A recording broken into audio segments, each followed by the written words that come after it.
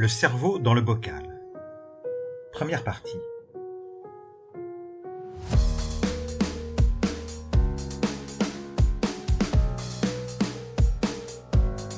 J'arpentais les rues parisiennes, crispé sur l'angoisse que m'inspirait le quotidien, lorsque la lumière déclinante de cette fin de journée, grise et froide, me fit apercevoir au fond d'une impasse, encombrée par les poubelles et mangée par l'ombre, un objet en verre.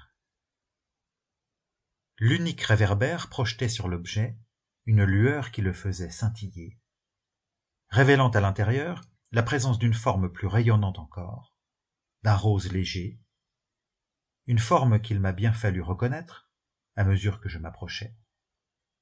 Il s'agissait d'un cerveau, baignant dans un liquide équivoque. Le bocal me sembla beau, perdu dans cette impasse. Je le saisis, et le cerveau se détacha du fond, flottant comme une matière à peine réelle. Les membranes tire-bouchonnées, fragilisées par leur immersion dans le formol, se dispersaient en infimes traînées colorées, et le cerveau baignait dans une sorte de halo opaque et pourtant lumineux. Il me narguait de ses frémissements, de son intelligence insoupçonnée. Je le trouvais sympathique, et je me perdis quelques instants dans une observation extatique. J'aurais dû m'effrayer, bien sûr, d'une telle horreur. Je ne doutais pas un instant que le cerveau ne fût réel, et c'était cette conviction même qui aurait dû m'inquiéter. Mais mon plaisir était si profond qu'il disait quelque chose de ce qui me liait à l'objet. C'était comme si je l'avais attendu depuis longtemps, et qu'il se présentait sur ma route, tout spécialement pour moi. Dans ces conditions, comment ne pas croire aux vertus de cet objet? Comment ne pas imaginer qu'il puisse exister un destin? Du moins, il existait des conjonctions formidables, et je n'avais pas le droit de les ignorer. Je serrais le bocal contre mon cœur. Je devais l'admettre, le surgissement de cet objet était l'événement le plus singulier qui me soit jamais arrivé. Tout le reste me paraissait si terne. J'en arrivais à aimer le hasard pour lui-même, qu'il m'apporte malheur ou joie, car cet inattendu me faisait l'effet d'un éclair. Croyez-moi ou non, je ressentis de la chaleur sur ma poitrine, signe du bouleversement qui s'opérait en moi.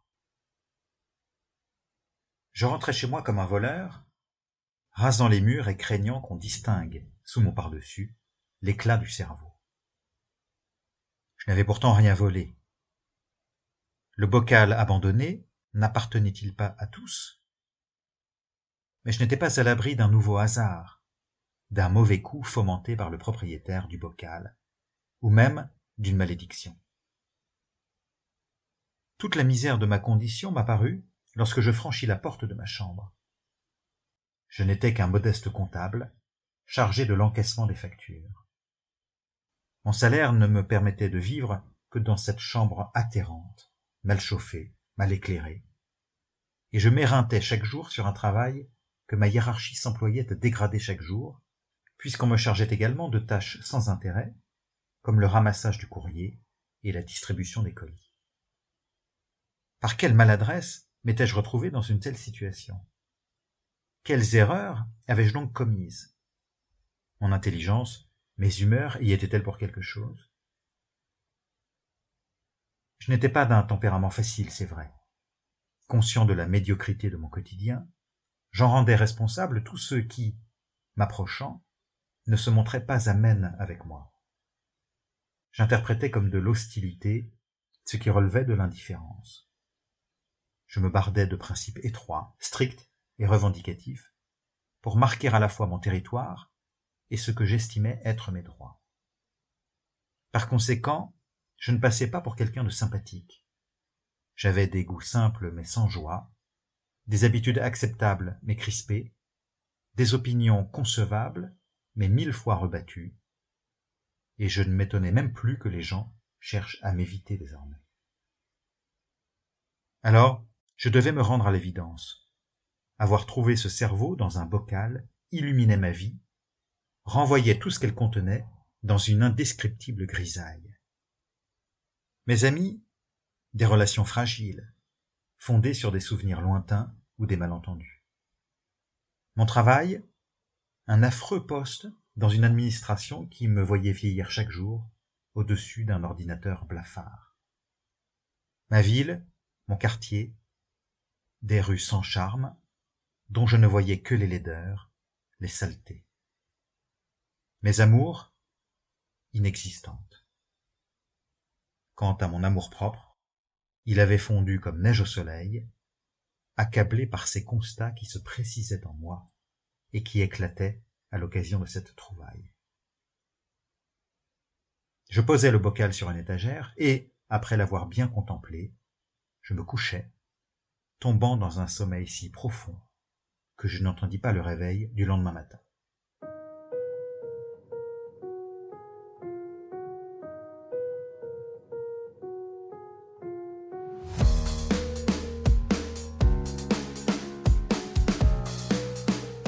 Deuxième partie. C'est le matin suivant que la sonnerie me tira enfin de ma léthargie. Me levant en sursaut, la tête lourde et les yeux gonflés, je m'habillai en 3 gestes pour mieux courir au travail. Je redoutais la réaction de mon supérieur. Monsieur Briard, un type dont je m'étais jusqu'à maintenant efforcé à ne pas me faire remarquer. J'étais toujours resté courtois et je n'étais jamais intervenu en réunion que pour tenir le rôle qu'on attendait de moi, celui d'un employé modèle, connaissant ses dossiers et capable de synthétiser en quelques phrases l'ensemble des problèmes que lui causait le traitement du courrier des allocataires. En général, de simples questions de pièces manquantes ou de délais. Il arrivait rarement qu'une contradiction majeure ou qu'une menace de recours m'oblige à rompre le ronronnant rituel des comptes rendus hebdomadaires. Lorsque cela arrivait, je savais garder ce ton posé qui donnait l'illusion qu'après tout, le problème soulevé ne différait pas fondamentalement de tout autre anicroche. Ce souci de ne pas me faire remarquer s'expliquait par la terreur que m'inspirait M. Briard. Représentez-vous un batracien en costume cravate, dressé dans sa chemise comme dans une gaine, jetant sur l'environnement un regard de glace, à peine tempéré par l'envie de manger ou de s'amuser aux dépens d'un autre. Tel était l'effet que me faisait cet homme, qui ne m'avait pas recruté, mais qui me faisait sentir, à moi comme à beaucoup d'autres, tout le mépris que je lui inspirais, toute l'insignifiance que j'incarnais à ses yeux. Mieux valait ne jamais commettre d'erreur, et l'indifférence était le plus beau sentiment que vous pouviez espérer susciter chez lui. Pour la première fois donc, j'allais arriver en retard. Je courus dans les couloirs du métro, slalomais dans la foule, et bousculais des groupes pour entrer dans les wagons. La peur effaçait mes scrupules et me maintenait en éveil. La fatigue me pesait encore sur la conscience, et pourtant j'avais les yeux bien ouverts et je me sentais lucide. Je me trouvais même du talent pour calculer ma trajectoire entre les passants et le temps nécessaire pour atteindre telle marche, telle poignée de porte.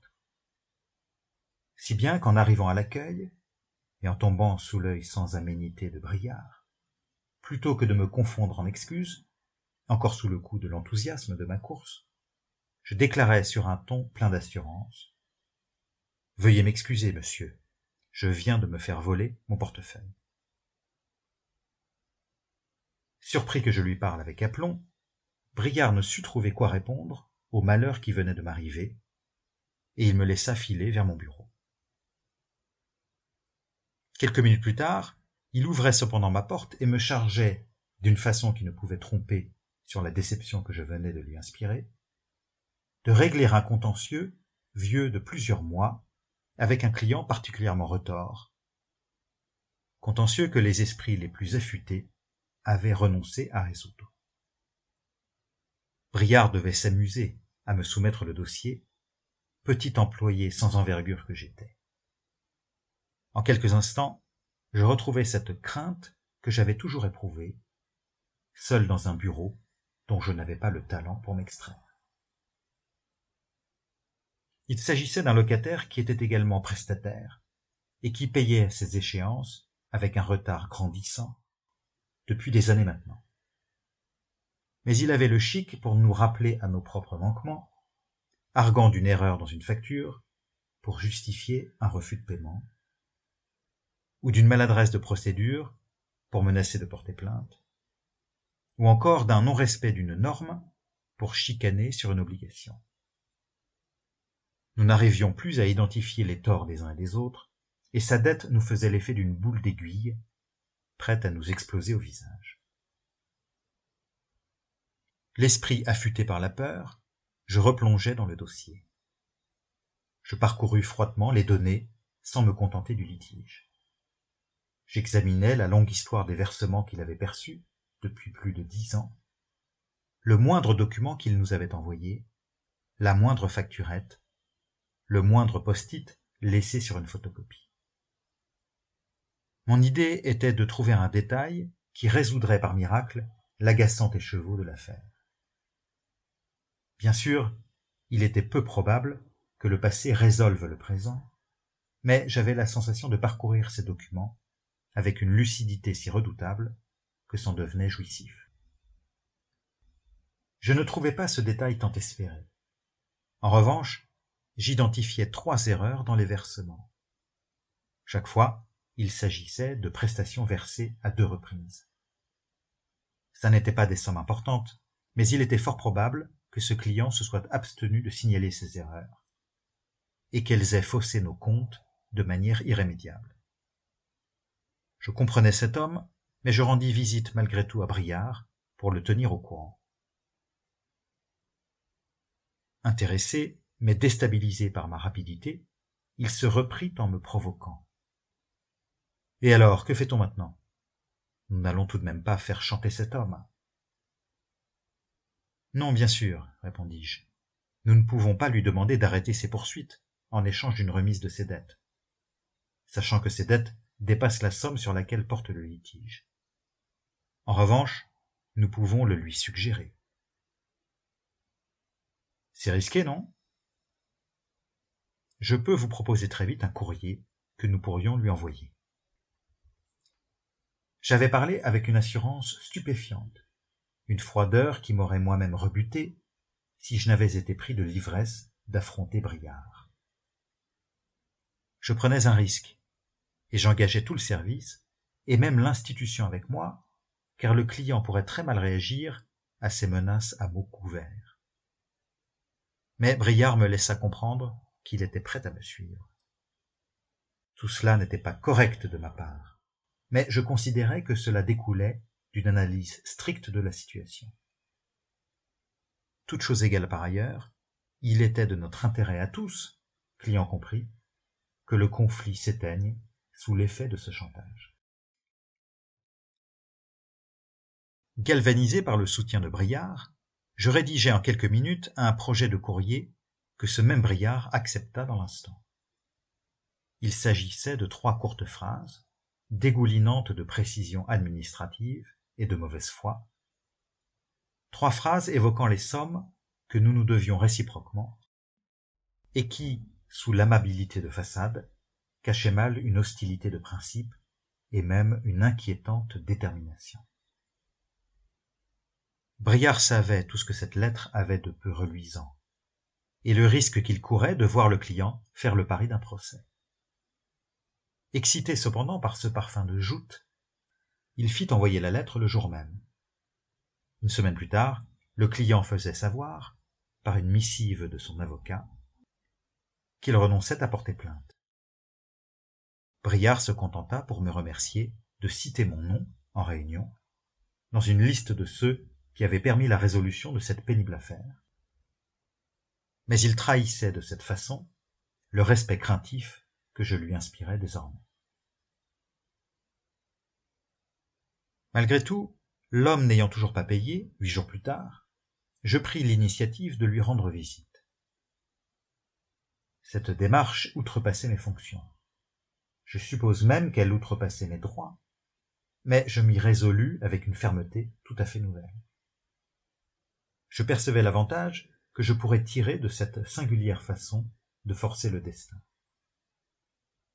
Je me rendis donc chez cet homme avec le bocal sous le bras, habillé d'un trench-coat acheté pour l'occasion, et le visage fermé par une froideur toute procédurale. L'homme ne comprit pas le motif de ma visite. J'eus beau lui expliquer que je venais recouvrir les dettes qu'il avait vis-à-vis de l'entreprise. Il parut surpris par ma façon de procéder.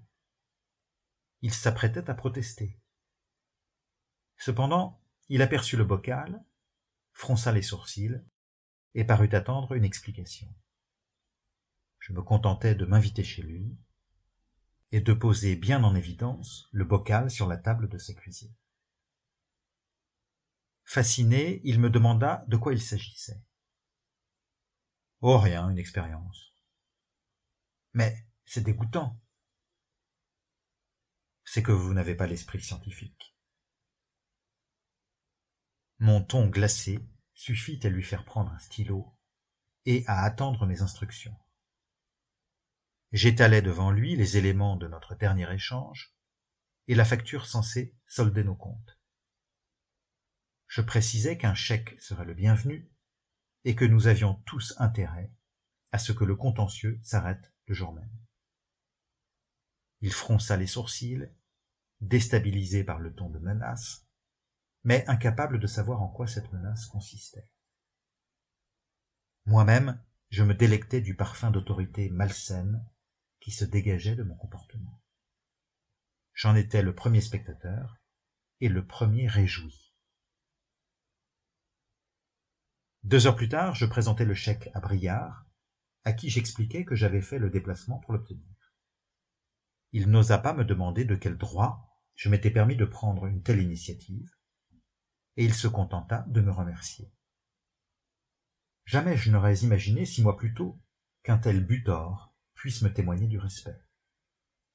Respect qui se marqua d'une nuance supplémentaire de crainte 1 semaine plus tard, quand on apprit que le locataire prestataire avait finalement quitté son appartement et même quitté la ville.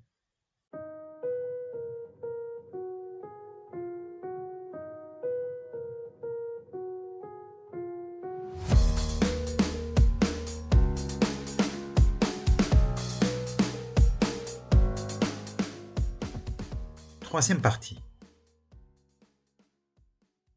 Tout changea dans ma vie. En quelques jours, je gagnai une assurance stupéfiante et la certitude de mon pouvoir.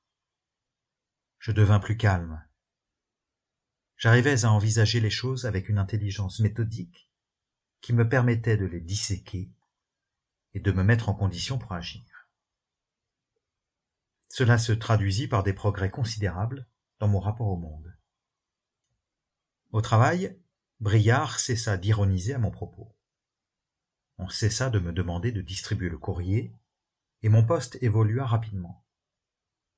On me déchargea des missions d'encaissement, et, de fait, j'entrais au service du contentieux. Personne ne s'avisa de s'en plaindre.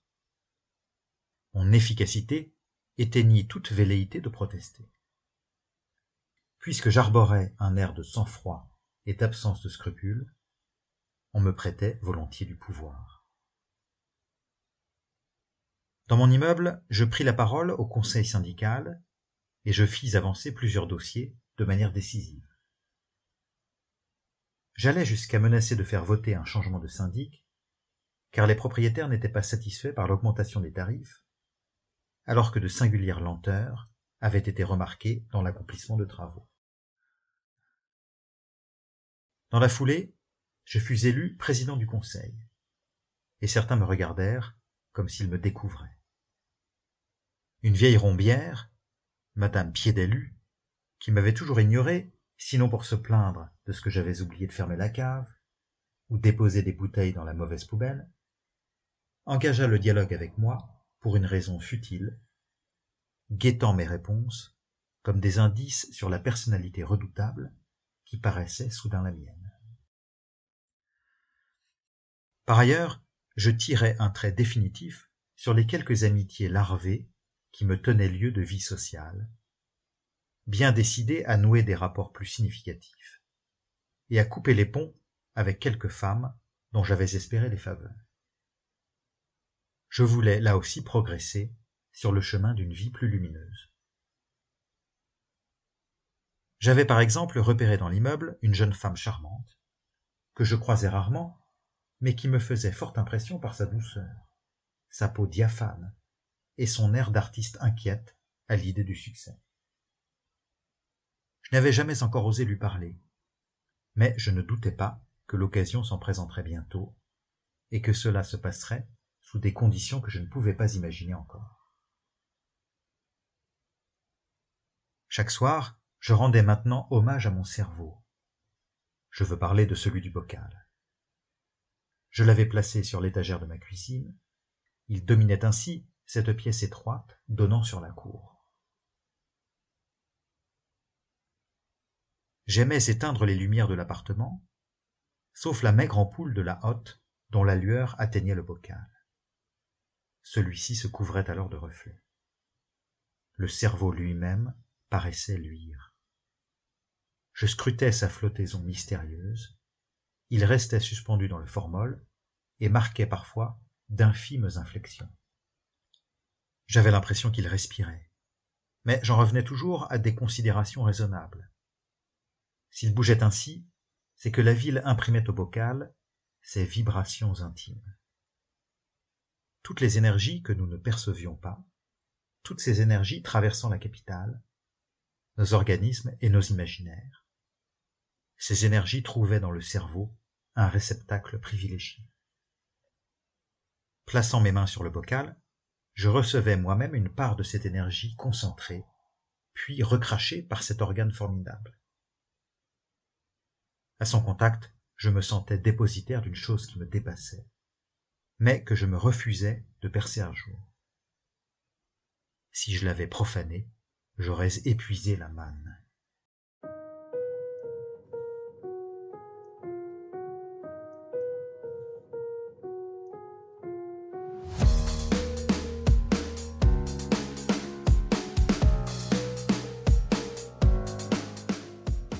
Un incident m'aida à comprendre la nature exacte de ce qui se passait.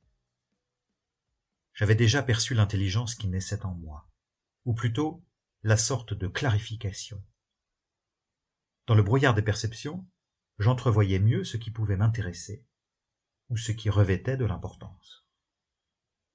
Il pouvait s'agir de considérations matérielles ou de subtilités psychologiques, et à cet égard, je ne me laissais plus du tout impressionner par les tours et détours des intelligences adverses. Tant de stratégies pour masquer ses désirs, tant de demi-mensonges et de simagrées pour faire avancer les pions misérables de son emprise sur autrui. Je n'étais plus dupe de rien, et surtout plus rien ne me faisait peur dans la propension manifeste de tant de personnes à vouloir imposer leur volonté. Ce que je découvris ce jour-là relevait précisément de cette intuition. Mais elle s'appliquait à moi.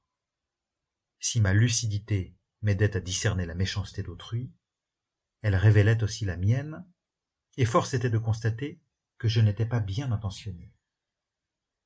Pire, je crus pouvoir affirmer que le cerveau dans le bocal, accentuant mon intelligence, accentuait aussi ma cruauté, et cela m'intrigua sans que je parvienne encore à en tirer de conclusion, ni sur la nature de l'intelligence en général, ni sur la mienne en particulier. L'incident mit en cause madame Piédelu et la jeune locataire.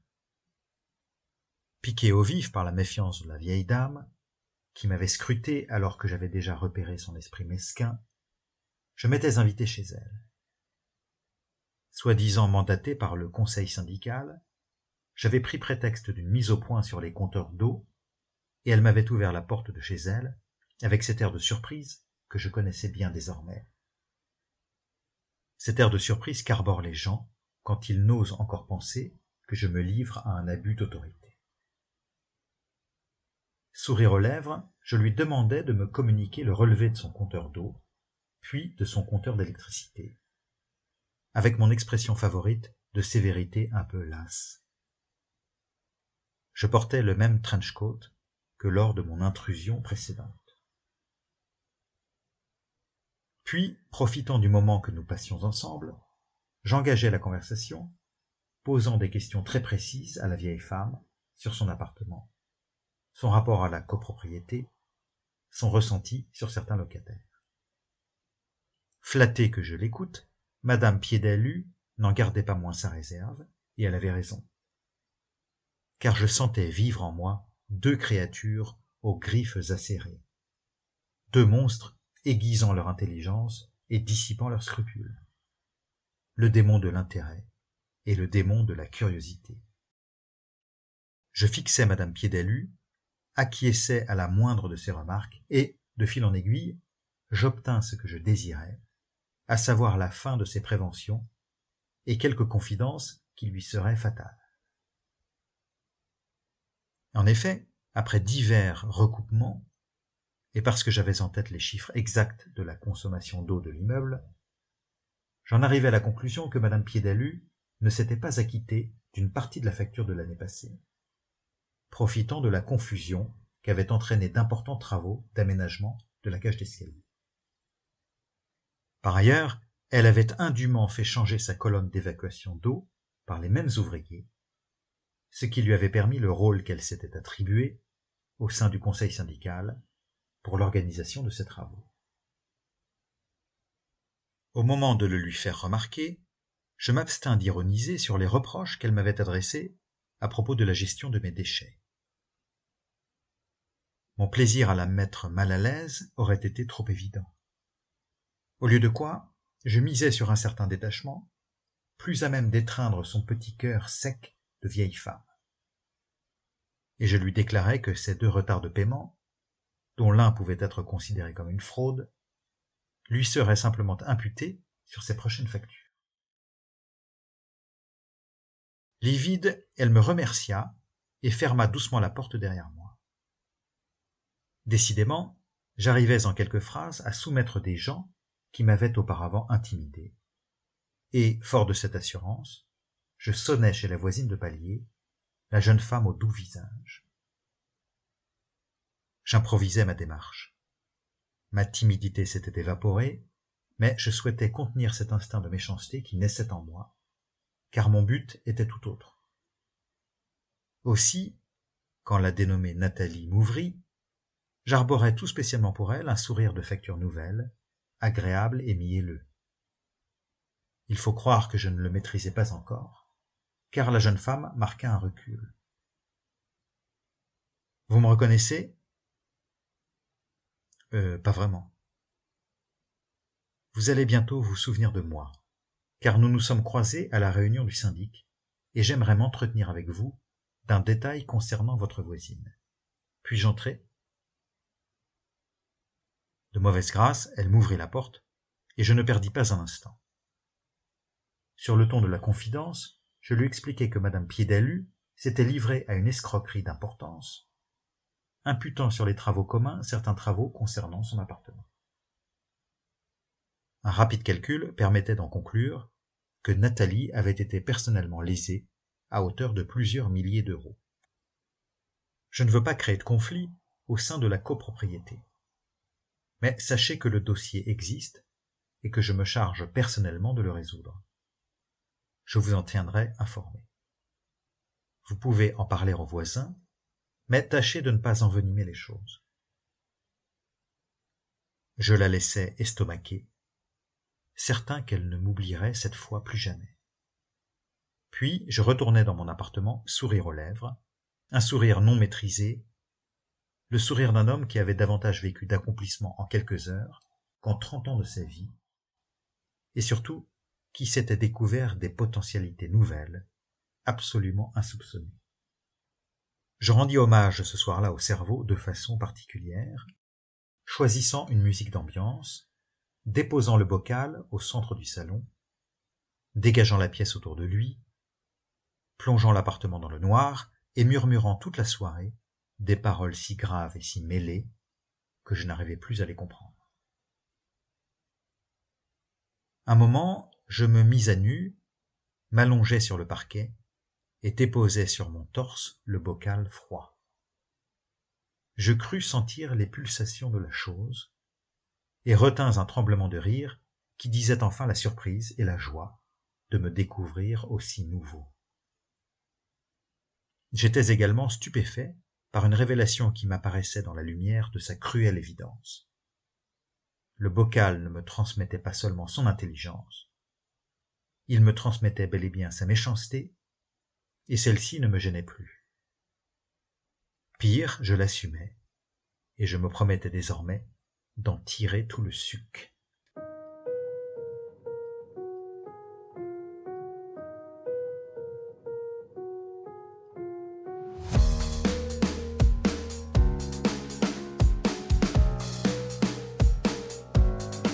Quatrième partie.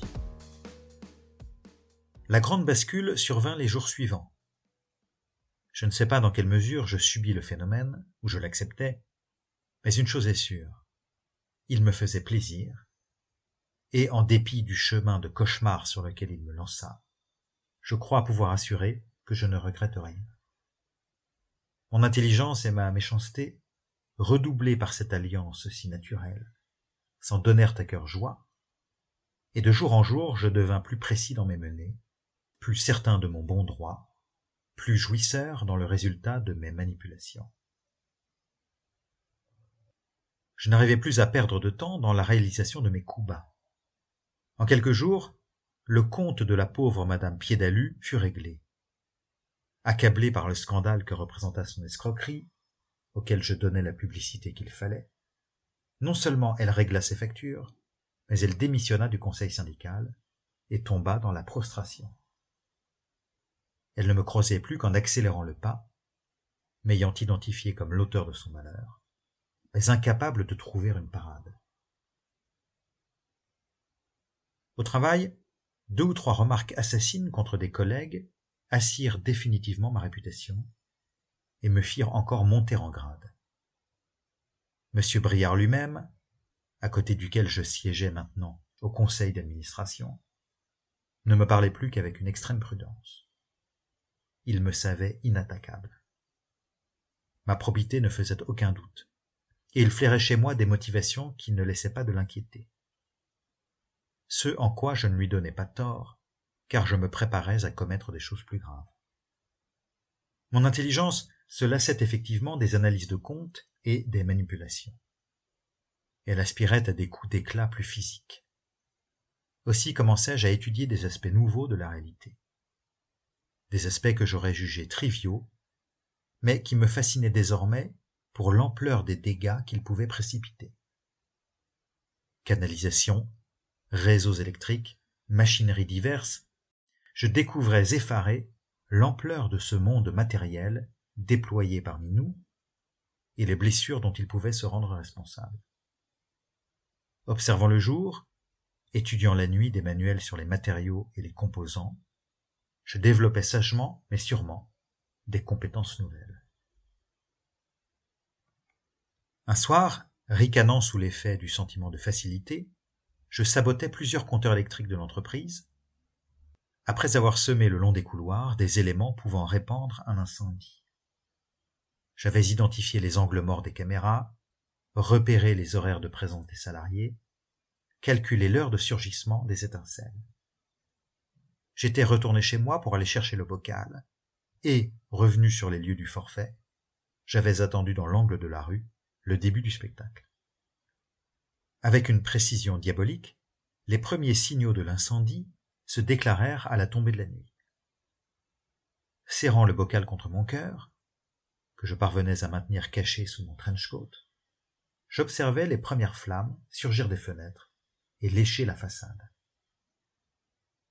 J'étais étourdi par la radicalité de la destruction qui s'annonçait. J'aurais pu trouver triste que cet endroit où j'avais tellement vécu, et qui m'avait offert quelques sombres satisfactions, soit ainsi saccagé, mais rien ne ternissait l'intense joie qui se répandait en moi, l'incendie de ma propre jouissance, et c'est avec émerveillement que je découvris finalement l'embrasement général. Des passants hurlèrent, des camions de pompiers se présentèrent bientôt, mais rien ni personne n'aurait pu lutter contre mon sabotage. J'avais tellement semé de ferments d'incendie qu'aucune pièce, qu'aucun document n'aurait pu échapper à l'enfer. Et j'ai senti mon cœur fondre à mesure que la structure entière crépitait. Mon esprit s'affola à l'idée de tout ce dont il était capable. C'était un grand rire qui s'emparait de moi, une excitation tellement furieuse que tout mon être fondit en un unique appétit de saccage. C'est à ce moment-là que je commis ma seule erreur. Incapable de cacher ma joie, je continuais à tendre vers l'immeuble mon visage ébloui, alors qu'arrivaient quelques-uns de mes collègues, et notamment ce Briard dont je m'étais pourtant fait un allié. Accablé par le spectacle, il courait partout dans l'espoir de pouvoir prêter main forte aux pompiers, ce que je trouvais ridicule. Un moment, il se tourna vers moi, croyant pouvoir partager sa détresse, et c'est alors qu'il croisa mon regard. Il dut se rendre à l'évidence. Ce n'était pas de l'horreur qu'il découvrit en moi, mais une joie forcenée, et, retenant un cri, il se détourna, l'estomac noué, continuant son manège, et sans doute persuadé que j'étais devenu fou, ce en quoi je lui aurais donné raison. Comprenant que je me mettais en danger, je me repliai vers des quartiers plus calmes. Agité, riant à moitié, serrant le bocal, comme s'il s'était agi de mon propre cœur, je marchais vite et m'éloignais sans savoir où aller. Je n'étais tenu que par une exigence qui me dévorait les membres, faire le mal une nouvelle fois, toujours faire le mal pour en avoir une idée plus précise et l'exercer chaque fois avec plus de puissance. Un moment, étourdi par les forces qui s'exprimaient en moi, je posai le bocal sur un rebord et jetai mon dévolu sur un ensemble d'immeubles. D'un coup d'épaule, je forçai la porte de l'un d'entre eux et me jetai dans ces couloirs, avec la conscience nette de bientôt perdre ma lucidité. J'arrachai les documents du panneau d'affichage, cassai du coude la vitre du montant du hall d'entrée, démontai une partie de ce montant pour en extraire une tige de bois hérissée de verre, et, rendu fou par cette agitation qui me blessait les mains, je me précipitai sur la première personne qui vint à moi, une personne habitant au rez-de-chaussée. Elle avait pointé le bout du nez et s'était avancée dans l'espoir insensé de me calmer, mais je m'étais jeté sur elle et l'avais précipitée vers son appartement. Une fois la porte refermée derrière nous, je perdis conscience. Je ne me souviens plus si cette personne était une femme ou un homme, si elle était jeune ou âgée, et si elle s'était débattue. Je ne pense pas lui en avoir laissé l'occasion. J'ai en tête l'image d'un bâton s'abattant sur un crâne, avec une précision surprenante, et la sensation d'un acharnement s'entretenant lui-même, rageur et désespéré, tenu par l'exigence d'en finir vite et par la satisfaction hurlante de franchir une nouvelle étape.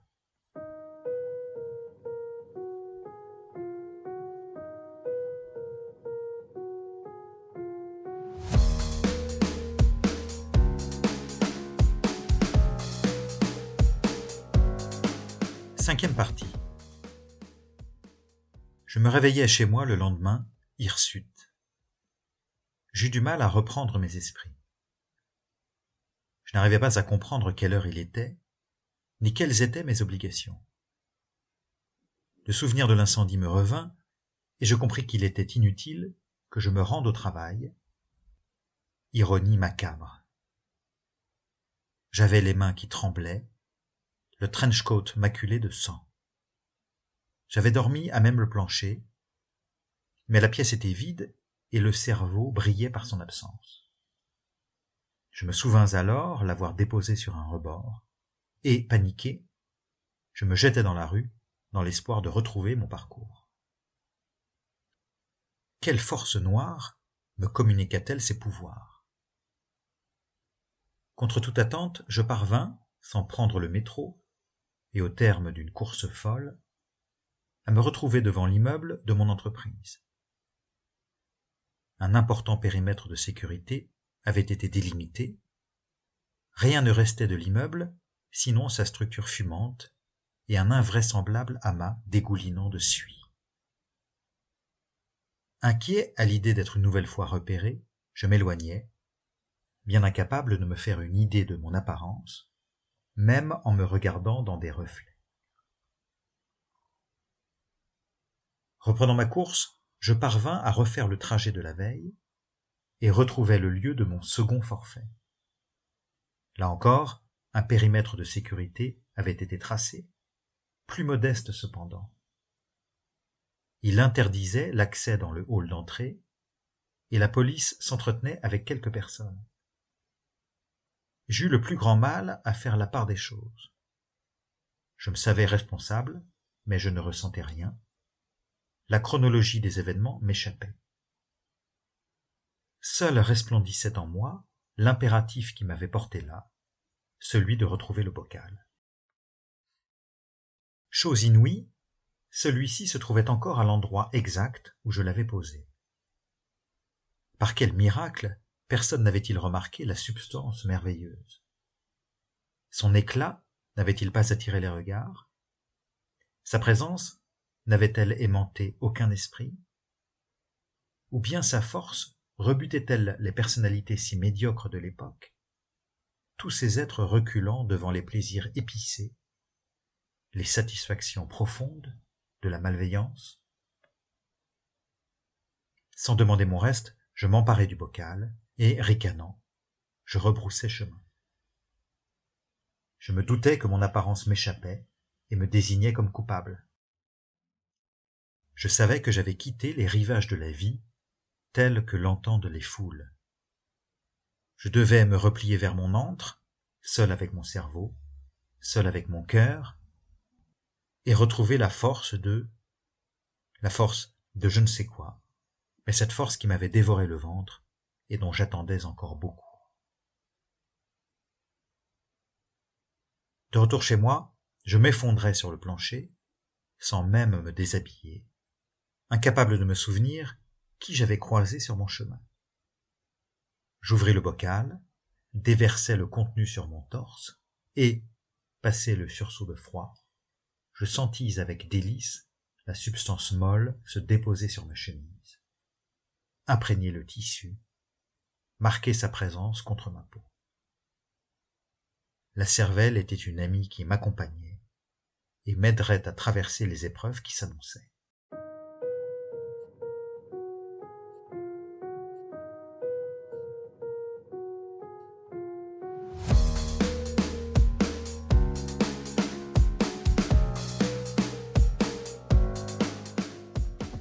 Sixième partie. Le réveil le lendemain fut douloureux. Cela faisait 2 nuits que j'avais dormi profondément. J'avais coupé tout contact avec l'entreprise et je ne comprenais plus quelles étaient mes obligations. J'eus du mal à me concentrer pour savoir ce que j'avais à faire de ma journée. Il me fallut manger pour me remettre les idées au clair, et même après plusieurs cafés, je me sentis engourdi. De retour dans le salon, j'éprouvais du malaise à voir au sol les coussins qui m'avaient tenu lieu de matelas, imprégnés du liquide sale qui s'était renversé. Le cerveau faisait une petite chose affaissée, délavée, sans couleur, que je m'empressais de récupérer pour la remettre dans son bocal. Avec angoisse, je faillis remplir le récipient d'eau du robinet, mais me résolus à partir en pharmacie, acheter du formol. Sur le chemin, je me grattais le crâne. J'avais décidément du mal à réfléchir. Obnubilé par l'impression que je faisais aux autres, j'échouais à tenir la moindre idée. Je guettais mes reflets dans les vitrines, mais je n'apercevais qu'une ombre furtive, fronçant les sourcils, incapable de croiser son propre regard. Je faillis parler à des passants pour des raisons diverses, mais je me retins, car je redoutais de révéler quelque chose qui leur serait insupportable. Mais quoi au juste? Ma suprême intelligence? Ma méchanceté diabolique? Je commençais à avoir peur des autres. Je redoutais leur jugement, je redoutais leur tactique. Je marchais vite jusqu'à la pharmacie pour ne pas laisser d'occasion à ma peur de grandir. Une fois dans les rayons, je m'agitais pour faire comprendre mon impatience, et les gens devant moi me dévisagèrent. Leurs expressions parlaient d'elles-mêmes. Surprise, dégoût, colère. Je sentais monter en moi de l'agressivité. Si seulement ils avaient compris de quoi j'étais capable. Pour la première fois depuis longtemps, je n'arrivais plus à me projeter vers l'avenir. Je ne ressentais plus cette confiance tranchante qui me permettait d'oser et de conquérir les autres. Un brouillard me tombait sur les yeux, sur la conscience, au point que j'avais du mal à distinguer les pharmaciens, loin devant moi, derrière leur comptoir. Si j'échouais à identifier leur visage, alors qu'en serait-il de mes tactiques pour les convaincre et les manipuler ? Puisque je gémissais, l'un des pharmaciens se présenta à moi et me porta à l'écart. Je lui réclamais du formol. Il tenta de me calmer en me tenant l'avant-bras et me demanda l'usage que je comptais en faire. Or, il m'était impossible de le lui dire. Je me perdis en explications que je trouvais moi-même confuses. J'avançais des raisons médicales, puis des raisons scientifiques, puis l'existence d'une matière précieuse et fragile. L'homme expliqua qu'il avait besoin de savoir ce qu'il en était. Il n'avait pas le droit de me délivrer du formol sans raison. Je flairais le mensonge, le formol me paraissant un liquide suffisamment neutre pour être délivré sans ordonnance. Mais mes propres arguments m'inquiétaient. Ils dessinaient un labyrinthe qui me fit craindre de m'y perdre. Aussi cessai-je de parler, les yeux fixés sur l'homme que je parvins enfin à voir. Il retourna derrière le comptoir, parla discrètement à ses collègues, puis revint vers moi, sourire inquiétant aux lèvres. J'étais resté ancré sur le carrelage, inquiet à l'idée que la moindre pensée, la moindre parole que l'on m'adresse, ne me fasse perdre mes moyens. L'homme resta courtois, il sut désarmer mes craintes et proposa de m'accompagner jusqu'à chez moi. « Vous avez du formol avec vous ?»« J'en ai, oui. »« Vous en avez beaucoup ?»« J'en ai plein les poches. » Et nous entreprîmes le chemin du retour. Le temps passait vite parce que je n'arrivais plus à penser. L'homme me tenait par le bras, il avait l'air de souffler constamment, comme pour me refroidir le front. Je me sentais pris au piège dans un instant sans substance, étalé le long des murs de la ville, comme une pâte un peu molle. Je redoutais que l'homme ne me fasse un mauvais coup, mais j'avais envie qu'il ait aussi le pouvoir de mettre un terme à cette histoire. En montant les marches, je croisai Nathalie. Elle resta sur le palier sans me dire bonjour, et je lui lançai un sourire. Se doutait-elle de ce qui se passait ? Se doutait-elle surtout du sort qui l'aurait attendu si je m'étais présenté à elle sans être accompagné du pharmacien ? J'étais tenu par l'urgence idiote de sauver le cerveau. Sinon, je peux jurer que ce qui m'aurait alors lié à Nathalie aurait compensé mes années de disette sentimentale. Nous aurions vécu des choses inouïes, bien au-delà de l'amour, bien au-delà de tout ce que nous aurions pu soupçonner, elle et moi, et je sais qu'au plus profond d'elle-même, elle m'en aurait été reconnaissante. Mais je passais devant elle sans rien d'autre que ce sourire, le pharmacien me pressant le bras pour que nous avancions. Et, laissant derrière moi Nathalie, j'eus clairement conscience de laisser passer la dernière occasion d'accomplir des choses intéressantes, et la dernière occasion pour des pensées lucides. Car déjà le brouillard m'envahissait la tête et se plaquait sur mes yeux, laissant seul en liberté mes mains qui s'agitaient. Je ne reconnus rien de l'appartement. C'était ma cuisine pourtant, mon couloir, ma chambre.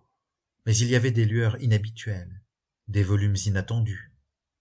Et cet homme qui me précédait partout où j'allais, cet homme en blouse blanche, qui prononçait des mots d'une autre langue.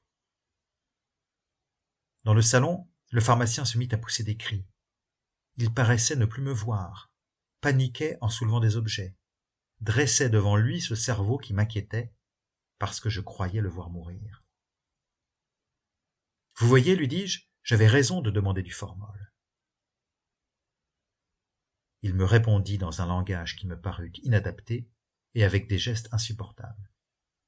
Il ne se mettait pas en colère contre les bons éléments. Il ne s'affligeait pas des bonnes réalités. Et je le voyais s'affairer sans que cela corresponde à ce que j'espérais.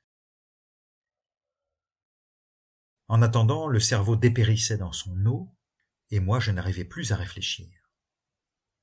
Peut-être que mon organisme aussi finirait par s'assécher. Cet homme représentait le corps médical, et pourtant je le voyais devenir un ennemi. S'il continuait à crier de cette manière, il finirait par rameuter la voisine, le quartier, qui sais-je encore. La police peut-être ? Quand je le vis ouvrir la fenêtre, le sang me tomba sur les yeux et mes mains se relevèrent. Je devais survivre à l'horreur qui se préparait, et j'empoignai l'homme pour le tirer vers l'arrière. Il s'effondra, je fermai la fenêtre et me retournai vers lui. Il comprit ce que j'allais entreprendre, et je compris que tout allait s'arrêter là, du moins ma pauvre vie d'homme reclus dans son quotidien, car je vous parle désormais depuis l'autre côté, depuis l'espace si vaste du monde physique, débarrassé du temps, débarrassé des apparences, et seulement animé par la chair palpitante et sensitive.